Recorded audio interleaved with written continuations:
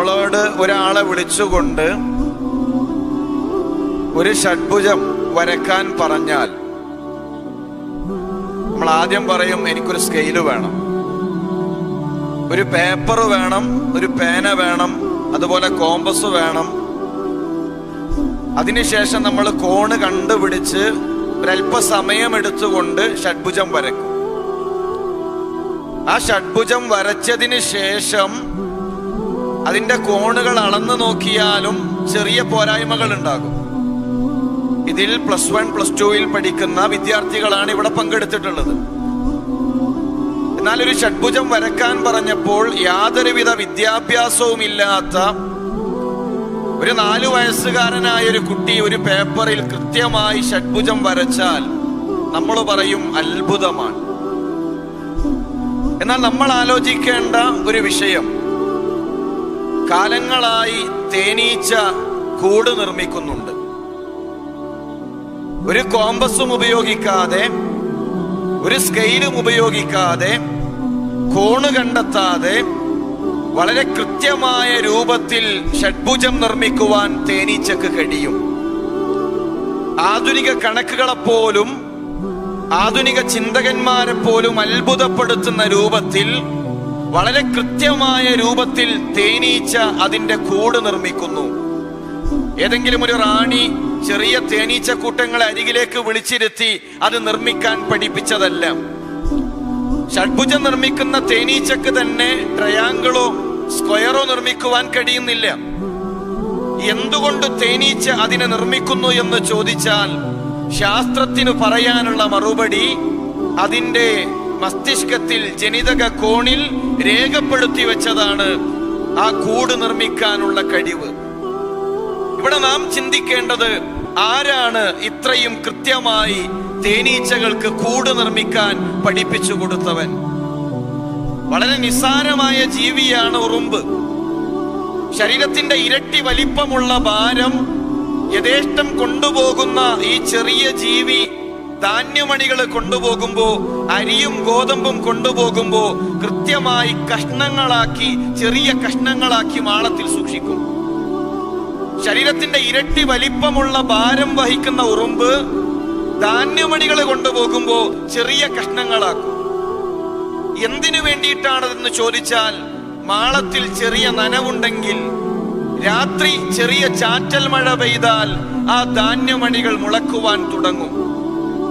ആ ഉറുമ്പിന്റെ ജനിതക കോണിൽ രേഖപ്പെടുത്തി വച്ചിരിക്കുന്നു ധാന്യമണികളെ ചെറിയ കഷ്ണങ്ങളാക്കണമെന്ന്. ആരാണ് ഈ കൊച്ചു ജീവിയോട് ഇത് പഠിപ്പിച്ചത്? മൂസാ നബി അലൈഹിസ്സലാം അഹങ്കാരിയായ ഫിർഔനിന്റെ കൊട്ടാരത്തിലെത്തി. ഹാമാൻ, നീ ഒരു ഏണി കയറ്റി വച്ച് ആകാശത്തിന് മുകളിലേക്ക് കയറണം. ആകാശത്തിന് മുകളിൽ കയറി മൂസ പറയുന്ന അല്ലാഹു ആകാശത്തിനുപരിയിലുണ്ടോ എന്ന് നീ അന്വേഷിക്കണമെന്ന് പറഞ്ഞ, ഞാനാണ് ഈ സൂര്യനെയും ചന്ദ്രനെയും സൃഷ്ടിച്ചിരിക്കുന്നതെന്ന് പ്രഖ്യാപിച്ച ഫിർഔനിന്റെ കൊട്ടാരത്തിലേക്ക് മൂസാ നബി അലൈഹിസ്സലാം കടന്നു വന്നു. ഫിർഔൻ ചോദിക്കുകയാണ്, വമൻ റബ്ബുകുമാ യാ മൂസ? മൂസ, നീ പരിചയപ്പെടുത്തുന്ന റബ്ബാരാണ്? ആരാണ് നീ പറയുന്ന ദൈവം? അന്ന് മൂസാ നബി അലൈഹിസ്സലാം നൽകിയ മറുപടി, റബ്ബുനല്ലദീ അഅതാ കുല്ല ശൈഇൻ ഖൽഖഹു സുമ്മ ഹദാ. ലോകത്തുള്ള മുഴുവൻ ജീവജാലങ്ങളെ സൃഷ്ടിച്ച് അവക്ക് ബോധനം നൽകിയവനാണ് എന്റെ ദൈവം. അഥവാ തേനീച്ചകളെ സൃഷ്ടിച്ച് ഷഡ്ഭുജാകൃതിയിൽ കൂട് നിർമ്മിക്കാൻ പഠിപ്പിച്ചവനാണ് എന്റെ ദൈവം. ദേശാടന പക്ഷികൾക്ക് വഴി കാണിക്കുന്നവനാണ് എന്റെ ദൈവം. ബീവറിന് ആധുനിക ശീതീകരണ ഉപയോഗങ്ങളെപ്പോലും വെല്ലുന്ന രൂപത്തിൽ സുന്ദരമായ കൂട് നിർമ്മിക്കാൻ പഠിപ്പിച്ചവനാണ് എന്റെ ദൈവം. അതുകൊണ്ട് സഹോദരന്മാരെ, ഒരുപാട് ദൃഷ്ടാന്തങ്ങൾ നമ്മുടെ ജീവിതത്തിൽ നിന്ന് തന്നെ നമുക്ക് അല്ലാഹുവിനെ കണ്ടെത്താൻ കഴിയും. നമ്മുടെ നഖം വളരൽ എങ്ങോട്ടാ? നഖം ശരീരത്തിൽ വളർന്നുകൊണ്ടേയിരിക്കും, എന്നാൽ പല്ല് വളരാറില്ല. നഖം വളരുന്ന രൂപത്തിൽ മനുഷ്യരുടെ പല്ല് വളർന്നിരുന്നെങ്കിൽ മനുഷ്യന് ജീവിക്കാൻ കഴിയില്ല. പല്ല് വളരാതിരിക്കുന്ന രൂപത്തിൽ, പല്ലൊരു പ്രത്യേക അളവിലെത്തിയാൽ പിന്നെ പല്ല് വളരൂല.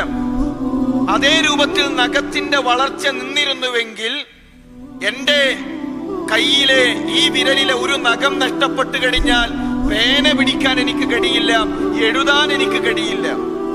അവിടെ സട്ടാവിന്റെ തീരുമാനം മനുഷ്യന്റെ നഖം വളരണം, പല്ല് പ്രത്യേക സ്ഥലത്തെത്തിക്കഴിഞ്ഞാൽ അതിന്റെ വളർച്ച നിൽക്കണം.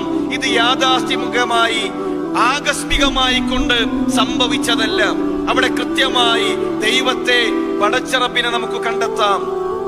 നമ്മൾ എന്തൊരു വസ്തു ഉപ്പിലിട്ട് വെച്ച് കഴിഞ്ഞാലും ഉപ്പിന്റെ രുചി ഉണ്ടാകും. ഒരു മാങ്ങ ഉപ്പിലിട്ട് കഴിഞ്ഞാൽ ഉപ്പിന്റെ രുചി ഉണ്ടാകും. ഒരു പൈനാപ്പിൾ കഷ്ണം മുറിച്ച് ഉപ്പിലിട്ട് കഴിഞ്ഞാൽ അതിന് ഉപ്പിന്റെ രുചി ഉണ്ടാകും. എന്നാൽ 24 മണിക്കൂറും കടലിൽ കിടക്കുന്ന മത്സ്യത്തിന്, ഒരു മത്സ്യത്തിന് പോലും ഉപ്പിന്റെ രുചിയില്ല. പരിശുദ്ധ ഖുർആൻ പറഞ്ഞു, ലഹ്മൻ ത്വരിയ, സ്വച്ഛമായ മാംസം മനുഷ്യർക്ക് ഭക്ഷിക്കുന്നതിനു വേണ്ടി കടലിൽ സൂക്ഷിക്കുന്നവനാണ് ദൈവം. സഹോദരന്മാരെ, ആ പടച്ച റബ്ബിനെ, അല്ലാഹു തആലയെ നിഷേധിച്ചുകൊണ്ട് ജീവിക്കാൻ നമുക്ക് കഴിയില്ല. മനുഷ്യരെ വിളിച്ചുകൊണ്ട് പരിശുദ്ധ ഖുർആനിലൂടെ അല്ലാഹു തആല ചോദിക്കുന്നു, നിങ്ങൾ ആകാശങ്ങളിലേക്ക് നോക്കുന്നില്ലേ? ആകാശങ്ങളിലേക്ക് നോക്കുന്നില്ലേ? ആകാശത്തിന്റെ സൃഷ്ടിപ്പിൽ ഹൽ തറാ മിൻ തഫാവുത്, വല്ല ഏറ്റക്കുറച്ചിലും പോരായ്മകളും മനുഷ്യരെ നിങ്ങൾക്ക് കണ്ടെത്താൻ കഴിയുമോ? ഇന്നുവരെ 2 ഗ്രഹങ്ങൾ കൂട്ടിയിടിച്ചത്, സൂര്യനും ചന്ദ്രനും കൂട്ടിയിടിച്ചത്, മിൽക്കി വേകൾ തമ്മിൽ പരസ്പരം കൂട്ടിയിടിച്ചത് നമ്മൾ കേട്ടിട്ടില്ല.